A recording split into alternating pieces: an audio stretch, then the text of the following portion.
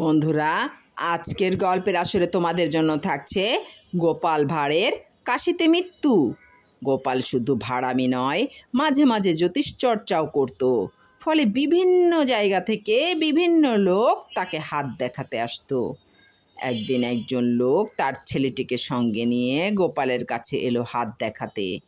গোপাল বেশ কিছুক্ষণ লোকটির হাতখানা ঘুরিয়ে ফিরিয়ে দেখে বিজ্ঞের ভাব নিয়ে বলল, আপনার দেখছি কাশিতে মৃত্যু হবে। গোপালের কথা শুনে বাপ বেটা উঠে পড়ল। যেহেতু জ্যোতিষী, তাই কোনো রকম দ্বিরুক্তি করল না। কিন্তু সত্যিই তাই হলো। কয়েকদিন পর লোকটি প্রচণ্ড রকমভাবে কাশতে কাশতে রক্তবমিতে মারা গেল। যথাসময়ে শ্রাদ্ধও হয়ে গেল। ছেলেটি একদিন গোপালের কাছে এসে বলল, আপনি বলেছিলেন বাবা কাশিতে মারা যাবেন, কিন্তু শেষ পর্যন্ত কেসে কেসে মারা গেলেন। গোপাল তার কথার প্রত্যুত্তরে বলল, আমি ঠিক বলেছি খোকন, আমার গণনায় একেবারেই নির্ভুল। তোমার বাবার তো কাশিতেই মৃত্যু হয়েছে। তফাৎটা হলো আমি কাশতে কাশতে না বলে কাশিতে বলেছি। ব্যাপারটা তাই।